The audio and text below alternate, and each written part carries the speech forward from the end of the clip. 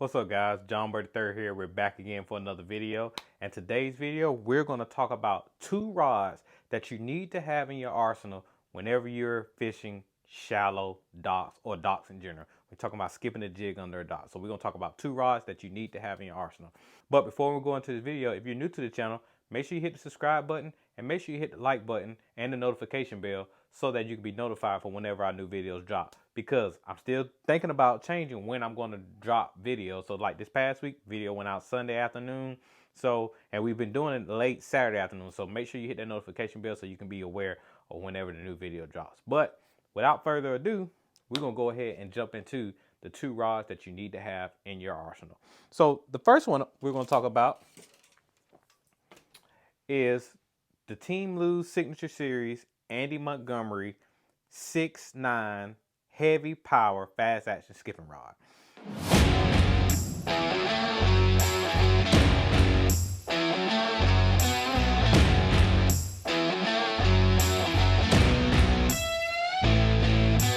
So this rod here, it feels a little weird because I'm used to using longer rods. I'm used to using rods like 7'2", 7'3", 7'4", somewhere between that 7'2" and 7'4" range. So dropping down to a 6'9" feels like I'm fishing with a kid pole. Like a little kid, you know, little small Zebco pole. So that's what it feels like. But I understand the thought process behind using this rod. So the thought process is, especially for us shorter guys, I'm not 6'7". I wish I was because I'll be in the league right now. But I'm 5'5". So a shorter rod, the 6'9", allows you to be able to be more accurate, especially if you're a little bit shorter. But if you're taller and you're like a little bit shorter of a rod also, it's a great rod to have in your arsenal. Now, this rod right here, I'm going to be honest with you, it has a lot of backbone. So when you set the hook, you skip a jig under a dock, and you set the hook with this sucker, it's going to pull them suckers straight up out of there. And so that is one thing I like about this rod. Now, the butt is a little bit shorter. So if you think about a jerkbait rod is known to have a shorter butt because you're doing a lot of twitching. Well, with this rod right here, it has a shorter butt also. So when you're making those skip casts, it's actually a little bit easier with the shorter butt versus having a big long butt on the rod. So that's another thing that I like about this rod. Of course, the reel seat right here, you can get probably 2 fingers in there, but majority of the time it's just one. But the rod is sensitive enough to where you don't have to worry about anything. And so it's super lightweight. So anytime you think about a rod and you cut the length down on the rod, it actually saves you a lot of weight in hand compared to some longer rods. But again, don't feel like you're going to be missing out on bites or anything or whatever because the rod is shorter. You're actually not. And one thing that I've learned, I learned this tip from Andy Montgomery and talking to him about this rod, is that when you have a shorter rod and because it's lighter weight, you're able to set the hook a whole lot faster compared to a longer rod. Like I know some guys like to skip docks with like a 7'4", 7'6", and I don't truly know how they can be so accurate with skipping with a longer rod, because it feels like you're just trying to sling. I don't know. It's weird. It's a weird deal trying to skip with a very long rod. Could I do it? Yes. But this rod right here is starting to grow on me a little bit. I'm actually preparing to go fish the Toyota's Owners event on Lake Hartwell, which is actually this Sunday. So the day that this video airs on the Saturday is the tournament's the next day, so I'll be out there practicing.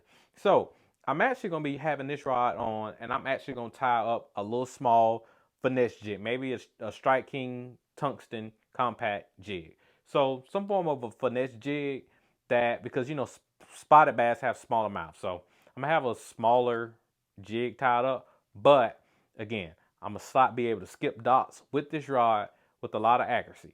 Now, I'm not gonna talk too much about reels regarding any of these two rods right here, but I have a Custom Pro on here.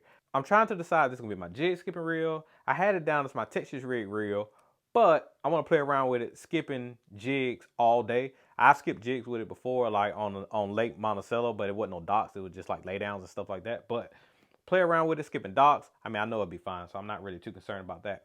But just for reference, if you want a good reel, just for skipping jigs on docks all day long, make sure you grab Team Lose Pro SP. That's what it's designed for. So lightweight reel, lightweight rod, easy to cast. Again, minimum backlashes with these reels, but with the Pro SP, if you do have a really bad backlash, it only holds 40 yards of line, so you can cut that line up out of there and you're good to go. So again, Pro SP, Custom Pro, or whatever your favorite skipping reel is. It doesn't really matter. But because today we're just focusing on the rod. So again, earlier specs, like I mentioned, 6'9". It's, if you're used to longer rods, it is kind of hard to get used to because you're just used to throwing or casting with that longer rod. But the 6'9" is definitely a little bit fun to fish with. But this rod, I'm telling you, it's stout. It has a lot of backbone. So when you slide that jig way up under a dock and you set the hook, they're coming up out of there. But quick tip for all my co-anglers out here, this is a good rod to have if you're a co-angler, you're fishing from the back of the boat, especially if your boater has a dual console. So my partner has a dual console on his boat. I have a dual console on my boat. And it's something about a shorter rod. It keeps you from whacking that freaking console.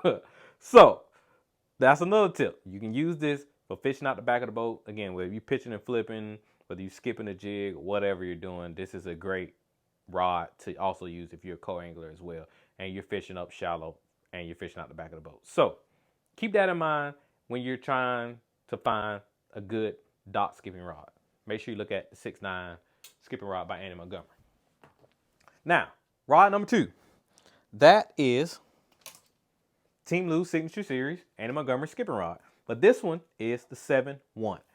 Now, the comparison between the 7-1 and the 6'9". Now, this is a 7-1 heavy power, fast action. So you got the same power, same action. But there's a difference between these two rods. The 6'9" actually has a little bit more backbone than the 7-1 in my opinion. The 7-1 is like a medium heavy plus. Do I feel like you're going to get better accuracy with the 6'9" over the 7-1? I think it's personal preference. Point blank period. I like a longer rod, so going to the 7-1, it feels really good, but I also like the extra strength and added backbone of the 6'9". So, but again, when you're talking about weight in hand, this rod is super lightweight as well. So if you're used to a longer rod and you don't want to go with the 6'9", go with the 7-1. But in my opinion, the 7-1 is a tad bit softer than the 6'9". But again, you're not missing out on backbone. So if I skip a jig on the dock with the 7-1 and I get that bite, if I set the hook, can I snatch them up out of there? Yeah, I perfectly can. Plus, I got a mean hook set. So if you got a really mean hook set, and even if you don't, when you set the hook on that fish, it has the backbone to pull them out from under there. So again, the 7-1 is actually a great rod to have in the arsenal. But this is a utility rod for me. And when I say utility, it's more so of a heavier duty utility type of rod. Like it's that rod that if I don't want to go into super heavy power rod and I don't want a traditional medium heavy, that's what this is. So it's like a Swiss Army knife in between standard medium heavy and heavy duty stuff. So, but again, great jig rod. These rods are very sensitive. At first, I lean a lot towards the 7'1" because when you're talking about skipping a jig, in my opinion, I feel like you need that parabolic bend, a little bit of parabolic bend to allow that rod to load whenever you get ready to cast, and then you sling the bait forward.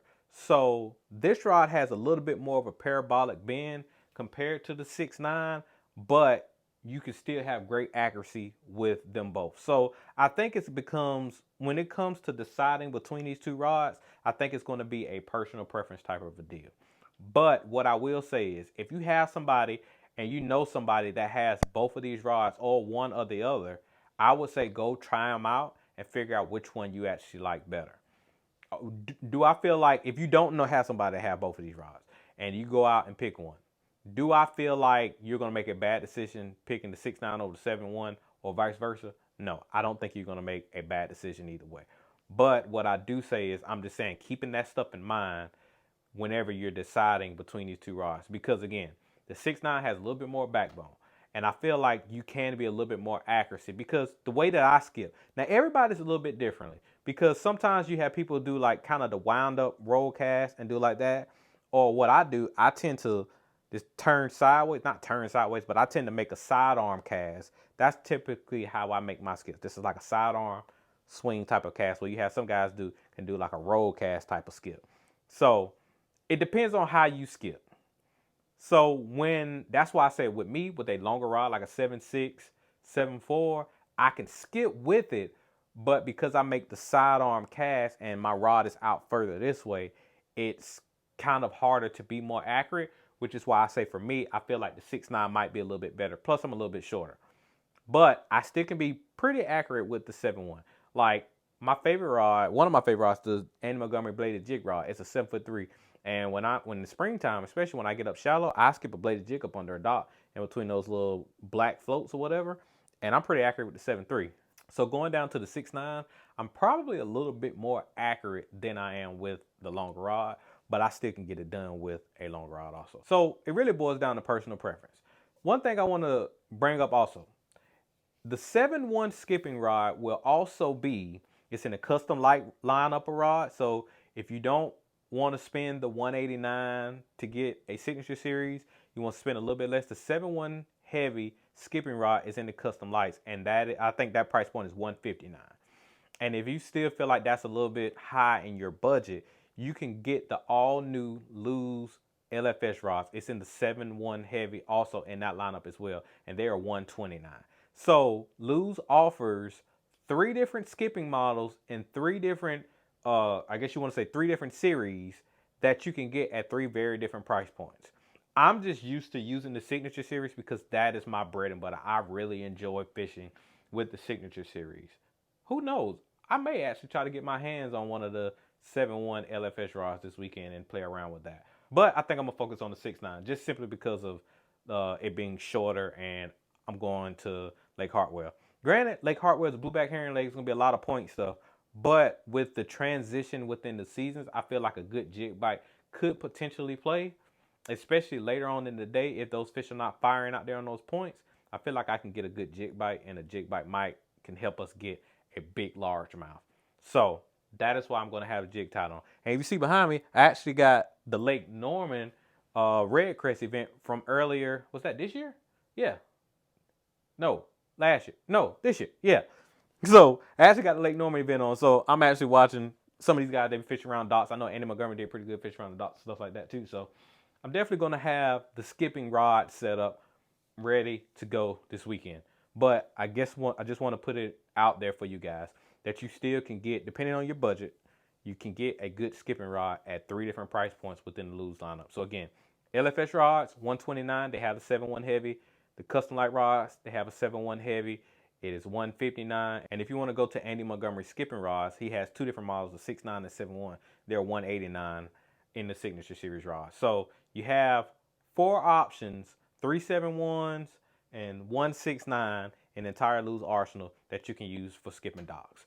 So that's it for today's video. I just kind of wanted to touch base and talk about 2 skipping rods I feel like you need to have, especially when you're skipping jigs or whatever on docks. No matter if it's springtime, if it's the wintertime, whenever you're fishing a jig and you feel like you're gonna be in a situation where you're gonna be skipping docks, I just felt like I needed to put this video out there so that you guys can know that you got to figure out what rod's going to be the right rod for you. And when it comes to skipping docks, again, you want good balance, you want a really good backbone, and you want the right length.